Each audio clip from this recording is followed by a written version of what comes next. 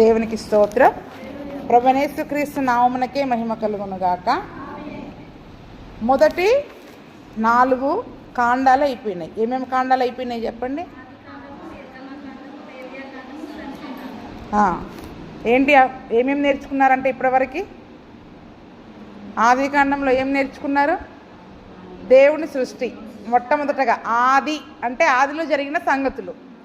ఆది కాండం అంటే ఏంటి? మొదటి కాండము. మొదట జరిగిన సంగతులు, సృష్టి కార్యాలు, దేవుడు మనుషుని చేయడము, మరి తన రూపంలో దేవుడు మనుషుని చేసినప్పుడు మనుషుడు పాపము చేసి ఏ రీతిగా పతనమైపోయాడు అనే సంగతులని మరి మనము చూసాం. రెండవది నిర్గమాకాండం. నిర్గమాకాండం ద్వారా నిర్గమం అంటే ఏమని చెప్పారు? బయటికి వెళ్ళడం. అంటే పాపములో పడిపోయిన ఆ వ్యక్తిని బయటికి ఎలా నడిపించాలి, ఎలా విమోచించాడు కదా. మరి పాపములో ఉన్న వ్యక్తిని ఎలా విమోచించారు? ఐగుప్తు నుంచి, ఐగుప్తు బానిసత్వంలో ఉన్న ఇజ్రాయేలు ప్రజలను ఏ రీతిగా బయటికి నడిపించారు అన్నదంతా కూడా ఎక్కడ ఉంది చెప్పండి? నిర్గమాకాండం, రెండవ పుస్తకమైన నిర్గమాకాండంలో ధ్యానం చేసుకున్నాం. మూడవది లేవీకాండం. లేవీకాండంలో ఏం నేర్చుకున్నాం? లేవీలు అంటే యాజకులు. దేవుడు ఒక యాజకత్వ పరిచర్యను నియమించి మరి ఆ యాజకులని దేవునికి మనుషులకి మధ్యవర్తిగా ఉంచి ఏం చేశాడు? ఏ రీతిగా దేవునికి వారిని, పాపములో ఉన్న వారు దేవునికి తిరిగి దగ్గరికి ఎలా రావాలి, ఆ బలులు, అర్పణలు, నైవేద్యము ఎందుకు అర్పించాలి? ఆ బలుల ద్వారా మనిషి ఏం చేస్తున్నాడు? తన పాపమునకు ప్రాయశ్చిత్తం పొందుకొని తిరిగి దేవునికి సమీపముగా రావడానికి ఆ యొక్క లేవీ కాండంలో లేవీలను, యాజకులను పరిచర్య కొరకు నియమించుకున్న పద్ధతులు, వారు ఏ ఏ బలులను అర్పించాలి, ఏ బలుల ద్వారా మరి పాపములో ఉన్న ఒక వ్యక్తి తిరిగి దేవుని దగ్గరికి వస్తాడు అనే సంగతులను మరి మనము నేర్చుకున్నాం. అంటే దేవుని యొక్క కృప మన అన్ని విషయాలలో కూడా కనబడతా ఉంది. పాపంలో ఉన్న వ్యక్తిని దేవుడు విడిచిపెట్టకుండా వాళ్ళని ఏ రీతిగా బయటికి విడిపించాడు, ఏ రీతిగా తిరిగి తనకి సమీపముగా దరికి చేర్చుకోవాలని ఆయన మరి యాజకత్వ ఒక సంఘ పరిచర్యని దేవుడు నియమించాడు. అవన్నీ కూడా లేవీకాండంలో నేర్చుకున్నాం. నాలుగవది ఏంటి? సంఖ్యాకాండం. సంఖ్యాకాండంలో ఇజ్రాయేలులను అరణ్య యాత్రలో జారుడు మెట్లు. ఏమని చెప్పాను? అరణ్య యాత్రలో తిరిగి జారుడు మెట్లు ఏ రీతిగా ఉన్నంటే ఎక్కడెక్కడ వారి యొక్క ఆత్మీయ స్థితిలో ఎక్కడెక్కడ పడిపోయారు అవన్నీ కూడా సంఖ్యాకాండంలో రాయబడి ఉన్నాయి. ఇంకొకటి జనసంఖ్య. సంఖ్య అంటే నేను చెప్పండి, సంఖ్య లెక్కించడం కదా. అంటే ప్రతిదీ కూడా ఒక లెక్క ఉంటుందండి దేవునికి. నా ప్రజలు ఎంతమంది, పరలోకంలో కూడా పరలోకంలో ఏ ఏ గోత్రం నుండి ఎంతమంది వెళ్ళారు అనే ఒక లెక్క ఉంది. ఒక్కొక్క గోత్రం నుంచి ఎవరెవరు అక్కడ వెళ్ళారు అనేది ఒక లెక్క దేవునికి ఉంది. కాబట్టి ఇజ్రాయెల్ ఏర్పరచబడిన ప్రజల యొక్క లెక్క, ఆ లెక్కనంతా కూడా అక్కడ ఉంచారు. కాబట్టి నాటి ఇజ్రాయేలు ప్రజల యొక్క జనసంఖ్య లెక్కింపు, అంతేకాకుండా సంఖ్యాకాండంలో ఆత్మీయ స్థితిలో వారు ఎక్కడెక్కడ పడిపోయారు. ఇప్పుడు నేటి మన ఆత్మీయ యాత్రలో మరి ఆనాటి ఇజ్రాయేలుల వలె మనము కూడా ఎక్కడెక్కడ ఆత్మీయ స్థితిలో పడిపోతున్నాము, జారిపోతున్నాము, వెనకకి మళ్ళుతూ ఉన్నాము అనే సంగతులను వాటి ద్వారా మనము నేర్చుకొని మనము అటువంటి విషయాలలో పడిపోకుండా జాగ్రత్త కలిగి ఉండాలని మరి అవన్నీ కూడా తిరిగి రాయించాడు, మనకి నేర్పుతూ ఉన్నారు కదండి, మనకి నేర్పుతూ ఉన్నారు. ఇప్పుడు 4 కాండాలు అయిపోయినాయి. 5వది ద్వితీయోపదేశకాండం. ఏం చెప్పండి? 5వది. ఈ 5టిని పంచకాండాలు అంటారు. ఏమంటారు? పంచకాండాలు అంటే 5 కాండాలు. ఒక చెట్టుకి కాండం ఎలా ఉంటుంది చెప్పండి? అలాగ 5, ఒక కాండానికి ఒకటే కాండం ఉంటుంది. కానీ ఇక్కడ ఎన్ని కాండాలు ఉన్నాయి? 5 పంచకాండాలు. దీన్నే ధర్మశాస్త్రం అంటారు. ఏం చెప్పండి? ఇదే ధర్మశాస్త్రము. మనం బైబిల్లో ఎక్కడ చదువుకున్నా ధర్మశాస్త్రం అంటే ఈ 5 కాండాలనే ధర్మశాస్త్రం అంటారు. దీని తర్వాత వచ్చేది ధర్మశాస్త్రం కాదు. అవన్నీ కూడా చరిత్ర, తర్వాత జరిగిన సంగతులు, రాజుల కాలంలో ఏం జరిగినాయి, న్యాయాధిపతుల కాలంలో ఏం జరిగినాయి, వాళ్ళు యెహోషువ ద్వారా అంటే చరిత్రలో జరిగిన సంగతులన్నీ కూడా రాయబడి ఉన్నాయి. ఇదేంటంటే ఐగుప్తు నుండి వారిని విమోచించిన చరిత్ర, దాని ఆధారాలు, రుజువులు, ధర్మశాస్త్ర గ్రంథము అంటారు ఈ 5టిని కదండి. ఈ 5టిని కూడా ఏమంటారు? మోషే ద్వారా దేవుడు ఇజ్రాయేల్ ప్రజలకు ఇచ్చిన ధర్మశాస్త్రము. అయితే ఇప్పుడు ద్వితీయోపదేశకాండము అంటే అర్థం ఏంటంటే ద్వితీయ అంటే రెండవది. ఏంటి చెప్పండి? ప్రథమ బహుమతి, ద్వితీయ బహుమతి, తృతీయ బహుమతి అంటారు కదా. ప్రథమ అంటే మొదటిది, ద్వితీయ అంటే రెండవ బహుమతి, తృతీయ అంటే అంటే ఇప్పుడు ద్వితీయ అంటే ఏంటి చెప్పండి?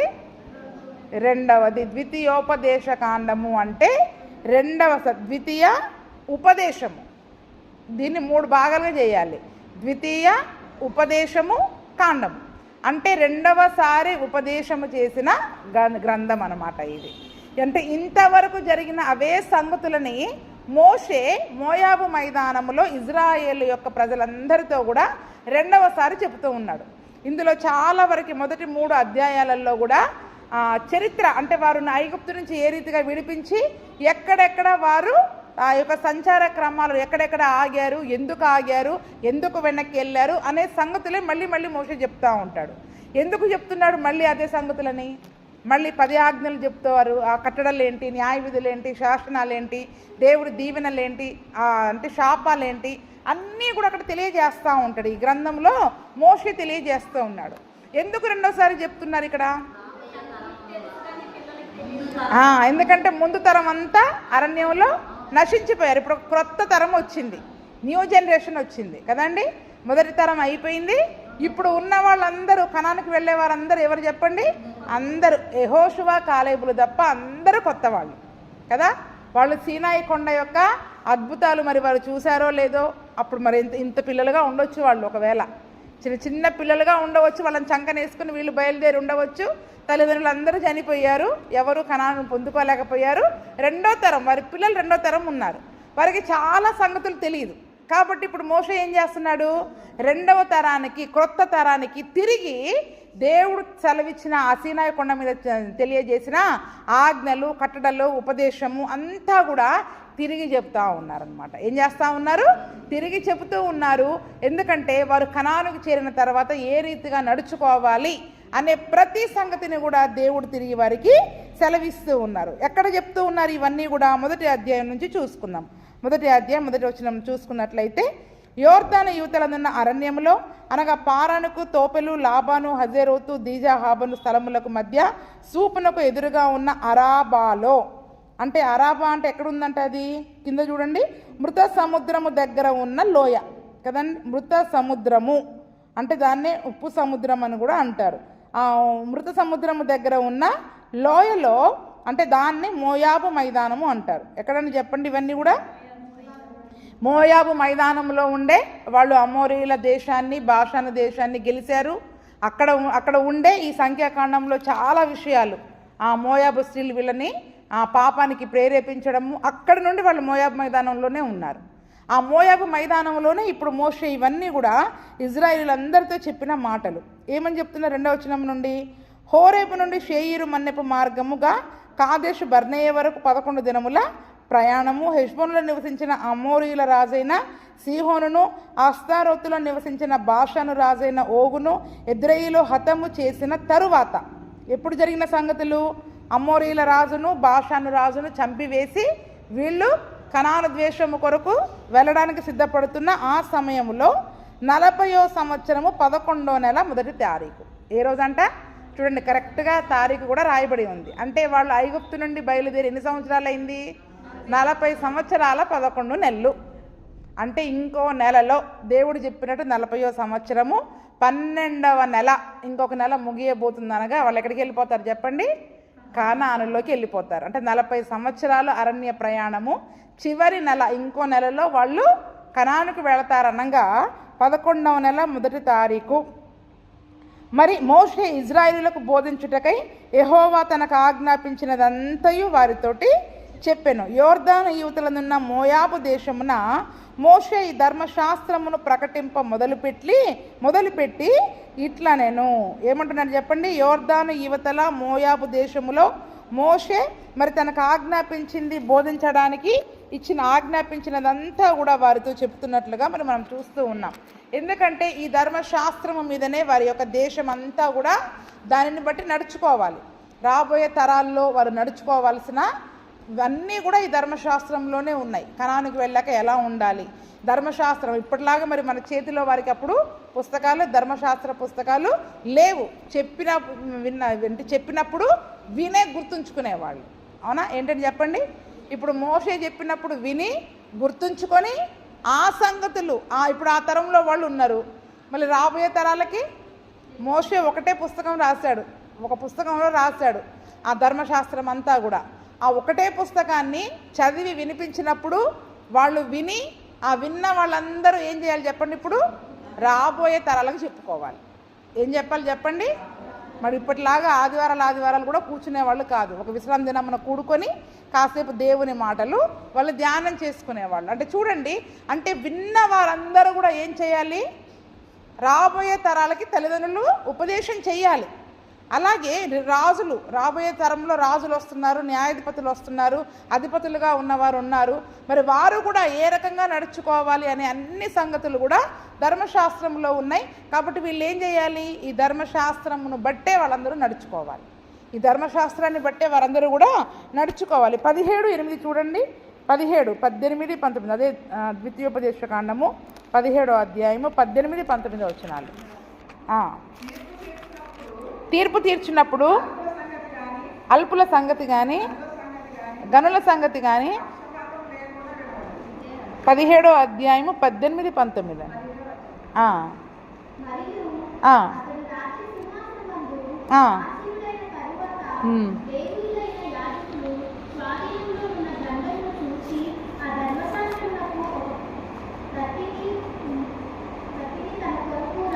ఏం చేయాలి చూడండి? ఇప్పుడు రేపు రాబోయే రోజుల్లో రాజులు వస్తున్నారు.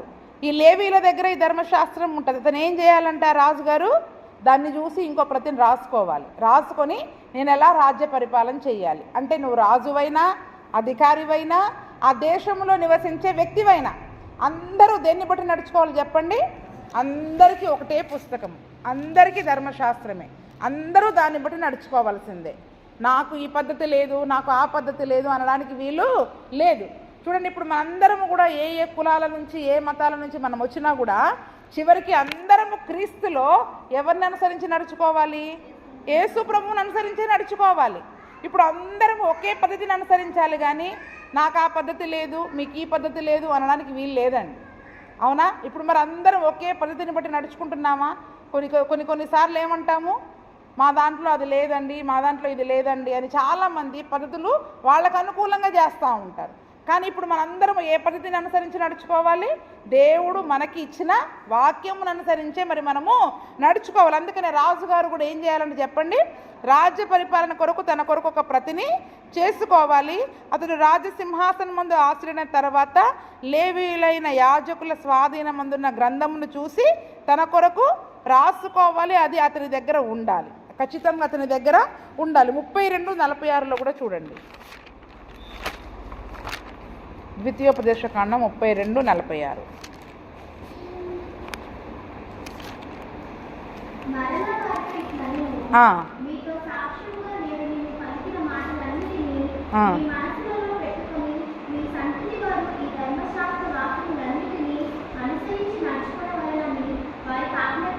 రెండవది ఏం చేయాలి? లేవీయులు బోధించాలి, రాజులు ఒక ప్రతిని వాళ్ళ దగ్గర పెట్టుకోవాలి.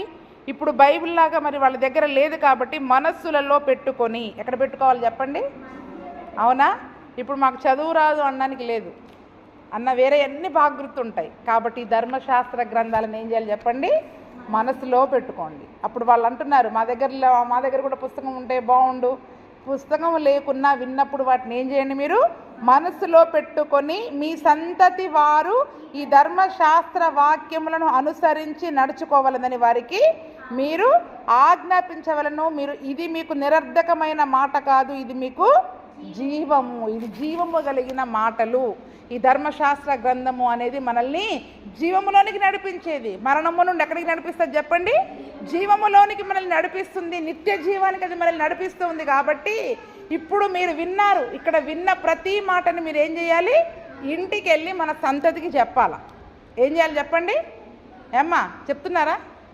మీ పిల్లలకు చెప్తున్నారా? ఆదివారం ఇంటికి వెళ్ళగానే ఏ వాక్యం విన్నాము మన పిల్లలకి, వాళ్ళు విన్నారా లేదా, ఏం చెప్పారు అయ్యగారు అని అడగండి. వాళ్ళని ఏం చెప్పారని అడగండి. వాళ్ళకి అర్థం కాకపోతే మళ్ళీ మీరు ఏం చేయండి? వాళ్ళకి వారిని జీవంలోనికి నడిపించేది ఎవరు చెప్పండి?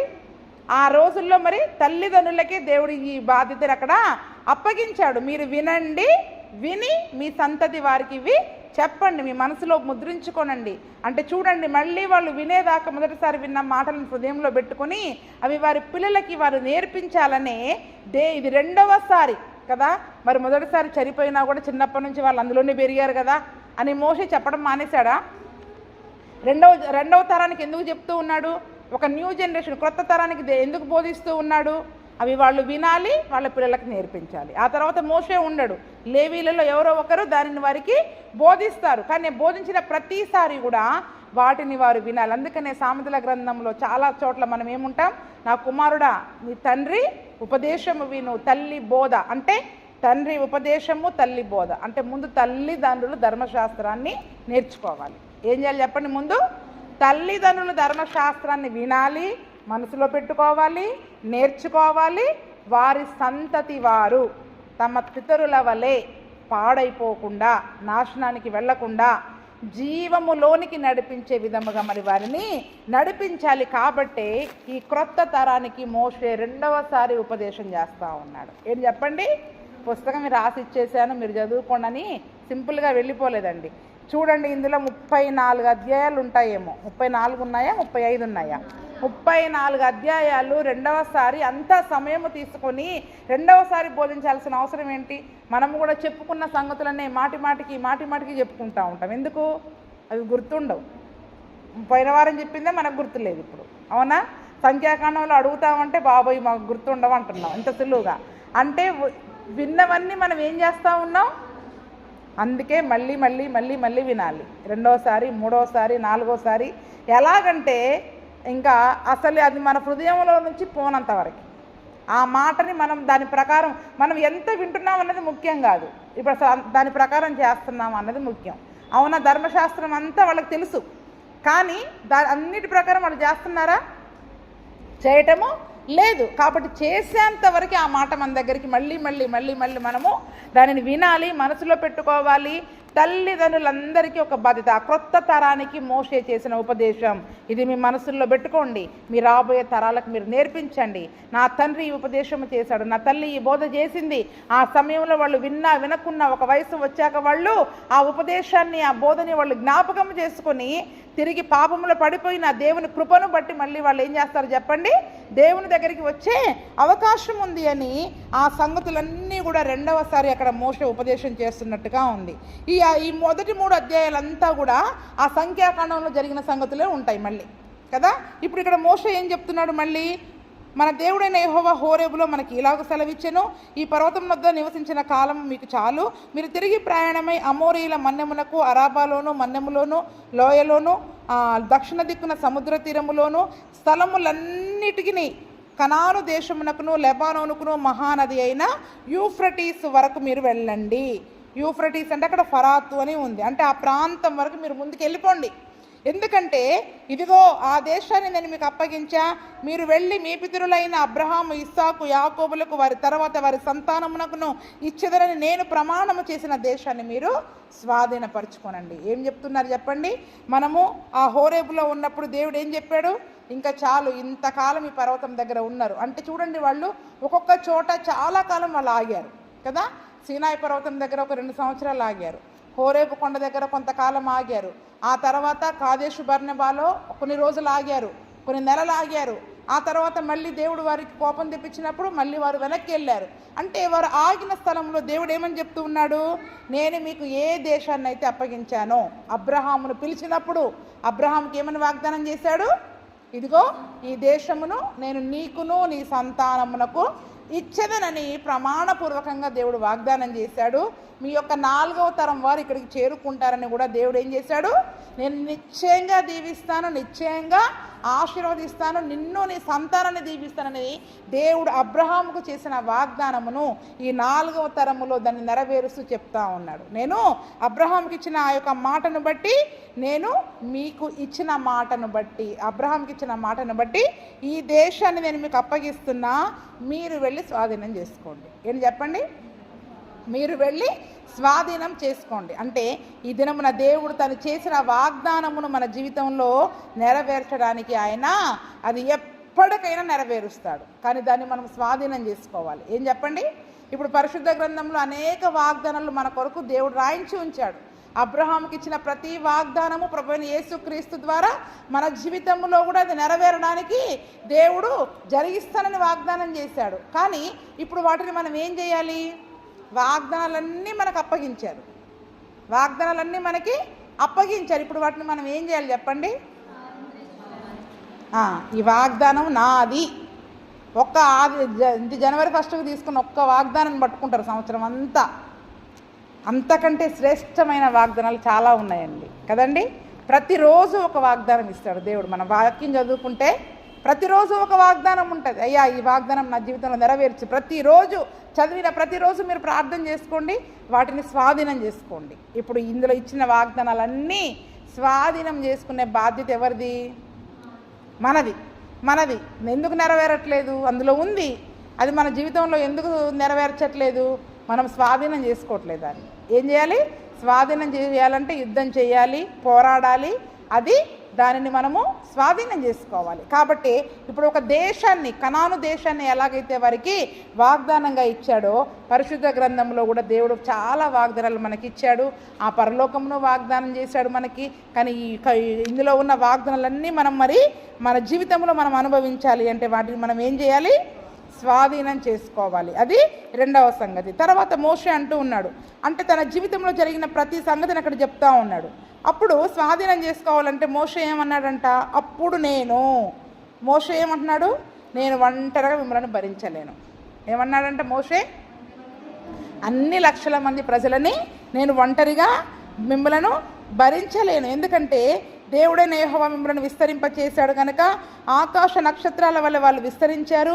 పితరులైన యెహోవా మీ జనసంఖ్యను 1000 రెట్లు ఎక్కువ చేసి తాను మీతో చెప్పినట్లు మిమ్మల్ని ఆశీర్వదించును గాక. అదనొక్కడనే మీ కష్టమును, మీ భారమును, మీ వివాదమును నేను ఎట్లు భరింపగలను?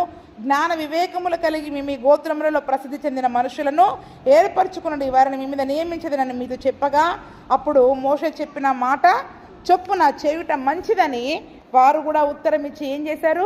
బుద్ధి కలిగి ప్రసిద్ధులైన గోత్రంలోని ముఖ్యులను పిలిపించుకొని ఆ గోత్రంలోకి న్యాయాధిపతులుగా ఉండడానికి 1000 మందికి ఒకరిని, 100 మందికి ఒకరిని, 50 మందికి ఒకరిని, 10 మందికి ఒకరిని మీ మీద మోషే అక్కడ నియమించినట్లుగా అదే సంగతిని అక్కడ మళ్ళీ చెప్తూ ఉన్నారు. అప్పుడు నేను అంటే న్యాయాధిపతులను, మనం ఇంతవరకు న్యాయాధిపతులను కూడా దేవుడే అక్కడ మోషే ద్వారా నియమించాడు. కాబట్టి ఎందుకంటే అన్ని లక్షల మంది ప్రజలకి న్యాయం తీర్చడం ఒక్కరి వల్ల కాదు కదండి. మోషే మామ వచ్చినప్పుడు ఉదయం మొదలుకొని సాయంత్రం దాకా టిఫిన్కి టైం ఉండదు, లంచ్కి టైం ఉండదు, ఇక జడ్జిమెంట్ నడుస్తూనే ఉంటాయి. అప్పుడు మోషే మామ ఏమన్నాడు? ఇంత భారం నువ్వు ఎందుకు మోస్తావు? ఇలా న్యాయాధిపతులను నియమించు అన్నప్పుడు మరి దేవుడు కూడా ఆ మాట చెప్పున సరే అన్నారు. అప్పుడు అక్కడ న్యాయాధిపతులను నియమించారు. కాబట్టి మరి ఆ న్యాయాధిపతులు కూడా ఎటువంటి వాళ్ళు? బుద్ధి కలిగి ప్రసిద్ధులైన వాళ్ళు. ఎటువంటి వాళ్ళని చెప్పండి? ప్రసిద్ధులైన వాళ్ళని నియమించమన్నప్పుడు మీరు కూడా అలాగే నియమించారు. అయితే మరి వాళ్ళు ఎటువంటి తీర్పు తీర్చాలనేది కూడా 16వ వచనంలో చెప్తా ఉన్నాడు. ఆ న్యాయాధిపతులతో ఏమని చెప్తున్నాడు? మీ సహోదరుల వాద్యాలను మీరు తీర్చండి. ప్రతి మనుషునికి, వాని సహోదరునికి, వాని యొద్ద ఉన్న పరదేశికిని న్యాయమును బట్టే మీరు తీర్పు తీర్చాలి. ఎలా తీర్పు తీర్చాలి? న్యాయాన్ని బట్టే తీర్పు తీర్చాలి. తీర్పు తీర్చినప్పుడు అల్పుల సంగతి, గనుల సంగతి కానీ పక్షపాతం లేకుండా వినాలి. వినే దగ్గర కూడా మనం ఏం చేస్తాం చెప్పండి? కొంచెం మంచిగా ఉన్న వాళ్ళ మాటలని పట్టించుకుంటాం, వింటాం. మిగిలిన వాళ్ళు చెప్తున్నా ఇంక చాలు, చెప్పిందా చాలు, ఇంక ఆపేసే అంటాం. పూర్తిగా వినం. ఏం చేస్తాం? మనకి ఎవరైతే అనుకూలంగా ఉంటారో వాళ్ళ మాటలు పూర్తిగా వింటాం. మిగిలిన వాళ్ళ మాటలు అసలు మనం వినను కూడా వినం. వాళ్ళు చెప్తున్నా కూడా వాళ్ళ బాధను పట్టించుకోకుండా ఆపే అంటాం, లేకపోతే లేచి వెళ్ళిపోతూ ఉంటాం. అంటే అది ఏంటి చెప్పండి? ఇప్పుడు పక్షపాతం. వినే దగ్గర కూడా నువ్వు పక్షపాతం. న్యాయం కొరకు ఒక వ్యక్తి నీ దగ్గరికి వచ్చినప్పుడు, ఏదైనా బాధను చెప్పుకుంటున్నప్పుడు ఒకరి బాధను ఎలా వింటున్నావు, ఇంకొకరి బాధను ఎలా వింటున్నావు? అది ఆ వ్యక్తికి నువ్వు న్యాయం తీర్చాలి అంటే ఏం చేయాలి చెప్పండి? ముందు ఇద్దరివి సమానంగా వినాలి. అతను గంట సేపు చెప్పేదాకా నీకు ఓపికగా విన్నవా? యువతల వాళ్ళు చెప్పింది కూడా విను. 2 గంటలు చెప్తారా వీళ్ళు? విను, ఓపికగా విను. ముందు నువ్వు పక్షపాతములే అంటే వినే దగ్గరే పక్షపాతం చాలామంది చూపిస్తారు. కాబట్టి పక్షపాతం లేకుండా వినండి. వాడు అల్పుడా గనుడా అని మన పక్షపాతం చూపించద్దు. వాడు ఉన్నవాడా లేనివాడా, మన కులపోడా అవతల కులపోడా, మన వాళ్ళకు ఒక రకమైన తీర్పు, అవతల వాళ్ళకు ఒక రకమైన తీర్పు, ఇవన్నీ కూడా ఏం చేస్తారు చెప్పండి, చాలామంది న్యాయాధిపతులను నియమించినప్పుడు ఇవన్నీ కూడా చూసి దానిని బట్టి మరి వాళ్ళు తీర్పు తీర్చేవారిగా ఉంటారు. కాబట్టి పక్షపాతం అనేది ఉండొద్దు, అల్పులు గనులని చూడకూడదు. వినే దగ్గర కూడా ఎలా ఉండాలి, పక్షపాతము లేకుండా మీరు వినాలి. చివరికి న్యాయ తీర్పు ఎవరిది చెప్పండి, దేవునిదే. అంటే వాక్యం ఏం చెప్తుంది, వాళ్ళు చెప్పిన దాన్ని బట్టి వాక్యం ఏం తీర్పు తీరుస్తుంది. ఒక తీర్పు మనకు అనుకూలంగా ఉండొచ్చు, వాళ్ళు చెప్పిన దాన్ని బట్టి ఇది న్యాయం అనొచ్చు, కానీ ముందు దాని గురించి వాక్యం ఏం చెప్తుంది, ఆ వాక్యాన్ని బట్టే మనం ఏం చేయాలి, న్యాయ తీర్పు దేవుందే. దేవుడు చెప్పిందే ఫైనల్ జడ్జిమెంట్. దేవుడు చెప్పిన చాలాసార్లు మనం ఏం చేస్తాం, వాక్యంలో ఉన్నది పక్కన పెట్టి మనకు అనుకూలంగా ఉన్నదాన్ని మనం నెరవేర్చుకుంటాం. మనకు అనుకూలంగా ఉన్న తీర్పును మనకు అనుకూలంగా మార్చుకుంటూ ఉంటాం. కానీ దేవుడి యొక్క వాక్యం స్పష్టంగా వాళ్ళందరికీ కూడా అక్కడ మోషే ఆజ్ఞాపించాడు. ఎందుకంటే మనుషుని ముఖము చూసి భయపడొద్దు. వాడు కాస్త అధికారంతో ఉన్నాడు, వాడికి నేను సరైన న్యాయం తీర్చలేదనుకో, రేపు బయటికి లేదన్నా నా విషయంలో చేయొచ్చు అని మనం ఏం చేస్తాం చెప్పండి, మనుషులకి భయపడతాం. అవునా? మరి మన కులపోళ్ళే ఉన్నారనుకోండి, వాళ్ళు రేపు వెళ్ళి మన కులపు వాళ్ళందరినీ మనకు వ్యతిరేకంగా లేపి నన్ను వెలివేస్తారేమో, భయం ఉంటుందా ఉండదా? అంటే మనుషుల ముఖాన్ని చూసి మనం ఏమనుకుంటాం, భయపడిపోయి ఏం చేస్తామంటే వాళ్ళకి భయపడి వాళ్ళకి అనుకూలంగా తీర్పు తీరుస్తూ ఉంటాం, వాళ్ళకి అనుకూలంగా మాట్లాడతాం. అసలు తీర్పు దాకా పక్కన పెట్టండి, లైట్ అయ్యమ్మా, తీర్పు దాకా పక్కన పెట్టండి. ముందు అసలు మాట్లాడేటప్పుడు ఏం చేస్తాం చెప్పండి, వాళ్ళకు అనుకూలంగానే మాట్లాడతాం, అది సరి అయిందైనా కాకున్నా. అందుకనే దేవుడు ఏం చెప్తున్నాడు, పక్షపాతం లేకుండా వినండి, పక్షపాతం లేకుండా తీర్పు తీర్చండి, ఎవరికీ భయపడవద్దు. అందుకనే మనుషులకు మీరు భయపడవద్దు, ఆ మనుషుని యొక్క దేహమును ఆత్మను చంపువానికి భయపడండి. ఇక్కడ నువ్వు మనుషులను చూసి భయపడితే అది మరి నీ ఆత్మ నరకంలో వేసే దేవుడు ఉన్నాడు కదా, ఆయనకి మనం భయపడలేదనుకో ఆత్మను తీసుకెళ్ళి ఏం చేస్తాడు, నరకంలో, పరలోకంలోనా, నరకంలో పడేస్తాడు. ఆత్మను తీసుకెళ్ళి నరలోకం. అందుకనే ఒకవేళ వాళ్ళకి కష్టంగా ఉంది ఆ వాద్యం, దాన్ని ఎక్కడ తీసుకెళ్ళాలి, పై కోర్టుకి తీసుకెళ్ళాలి. పై కోర్టు కంటే మోషే దగ్గరికి దానిని తీసుకెళ్ళాలి. నేను దానిని విచారించేదనని వారికి ఆజ్ఞాపించుతిని, మరియు మీరు చేయవలసిన సమస్త కార్యములను గూర్చి అప్పుడు మీకు ఆజ్ఞాపించాను. ఆల్రెడీ మీకు నేను ఇలా చెప్పాను అనేది అదే సంగతులను చెప్తూ ఉన్నారు. యాకోబు పత్రిక 2వ అధ్యాయము 9వ వచనం, పక్షపాతం గురించి అక్కడ కూడా ఒక మాట ఉంటుంది చూడండి. యాకోబు పత్రిక 2:9.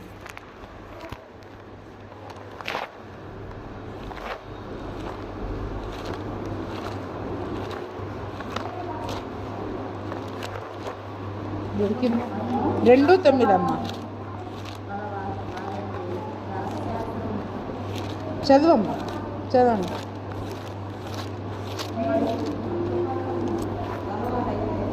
మీరు పక్షపాతము గలవారైతే ధర్మశాస్త్రము వలన అపరాధులను తీర్చబడి పాపము చేయువారు. ఎలాగంట, మనం ఈరోజు పక్షపాతం వినే విషయంలో కానీ, మాటలు వినే విషయంలో కానీ, న్యాయం చెప్పే విషయంలో కానీ, తీర్పు తీర్చే విషయంలో కానీ మనం పక్షపాతం చూపిస్తే ధర్మశాస్త్రం ఏం చెప్తుంది, పక్షపాతం ఉండొద్దంటుంది. అంటే ఇప్పుడు మనం పక్షపాతం చూపించినట్లయితే ధర్మశాస్త్రం వలన మనం ఏమైపోతున్నాం చెప్పండి, అపరాధులం, పాపులముగా మనము ఎంచబడతా ఉన్నాం. అందుకని అక్కడ అంటున్నాడు చూడండి 10వ వచనంలో, ఎవడైనా ధర్మశాస్త్రం అంతయు గైకొని ఒక్క ఆజ్ఞ విషయంలో తప్పిపోయిన ఎడల ఆజ్ఞలన్నిటి విషయంలో, అంటే ఆజ్ఞలు నెరవేర్చే విషయంలో కూడా మనం ఏం చేస్తూ ఉంటాం, పక్షపాతం చూపిస్తున్నాం.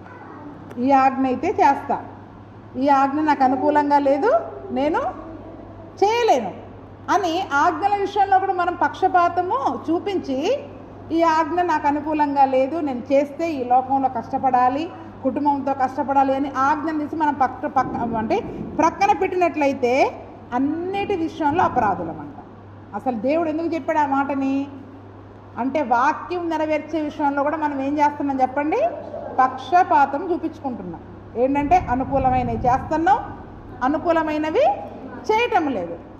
అది చేస్తే నాకు కష్టం అని మనము ఆ కష్టం రాబోయే అంటే శ్రమను బట్టి ముందుగానే ఆ వాక్యాన్ని మనము ఏం చేస్తూ ఉన్నాం, పక్షపాతం చూపించి దాన్ని పక్కన పెట్టేస్తూ ఉన్నాం. అంటే వాక్యాన్ని వినే విషయంలోనూ నెరవేర్చే విషయంలోనూ మరి మనం పక్షపాతం, మనుషుల విషయంలో పక్షపాతం కలిగి ఉంటున్నాం, ఆజ్ఞల విషయంలో వాక్యం నెరవేర్చే విషయంలో కూడా పక్షపాతము కలిగి ఉన్నట్లయితే ధర్మశాస్త్రమును బట్టి మనము అపరాధులముగా ఎంచబడతాం కదా. ఇప్పుడు ధర్మశాస్త్రం కొట్టివేయబడింది కాబట్టి మనకి లేదండి అని మనం సింపుల్గా చెప్తున్నాం. కానీ ఇప్పుడు ఇది ఎక్కడుంది? మునుపు చేసిన వాటిని దేవుడు సిలువలో కొట్టివేశాడు. ఇప్పుడు మరి వాక్యం తెలిసి కూడా దాని ప్రకారం మరి మనం చేయకపోతే అపరాధులముగానే ఎంచబడతాం కదా. అదే అపరాధంతో వచ్చి బలులు చేయేస్తాం. మళ్ళీ ఏం చేస్తాం? అవునా? మరి అదే అపరాధం ఎన్ని వాక్యాల విషయంలో మనము సరిగా ప్రవర్తించట్లేదు, కానీ వచ్చి మరి మనం బలలో చేయి వేస్తున్నప్పుడు అపరాధులముగా ఎంచబడుతున్నామా, దేవుని దృష్టిలో న్యాయవంతులముగా ఎంచబడుతున్నామా? మనం అనుకుంటాం ఏవో తప్పులు చేయలేదు అని, కానీ వాక్యాన్ని నెరవేర్చే విషయంలో వినే విషయంలోనే ముందు అబ్బా ఇది కష్టం అని దాన్ని వినడానికి కూడా మనం కష్టపడతాం, అంటే ఇష్టపడం. అంటే వినే విషయంలో నెరవేర్చే విషయంలో కూడా మరి మనము పక్షపాతం చూపించినట్లయితే అపరాధులముగానే ఉంటాం, అపరాధులముగానే బలలో చేయి వేస్తూ ఉన్నాం. అందుకనే మనం దోషముని ఏదో ఒక దోష శిక్షని మరి మనము భరించేవారిగా ఉంటూ ఉన్నాం. 19వ వచనం నుండి మరి మళ్ళీ ధ్యానం చేసుకుందాం. కాబట్టి మరి పక్షపాతము లేకుండా వాక్యమును విని దాని ప్రకారమును జరిగించున్నట్లు ప్రభువైన యేసుక్రీస్తు మనకందరికీ ఆయన కృపను దయచేయునుగాక. మరి మనుషులకు భయపడే వారముగా కాకుండా దేవుని న్యాయమును బట్టి వాక్యమును బట్టి వినే విషయములోనూ తీర్పు తీర్చే విషయములోనూ మరి మనము సరి అయిన విధముగా నడిచే కృపను ప్రభువైన యేసుక్రీస్తు మనకందరికీ దయచేయునుగాక.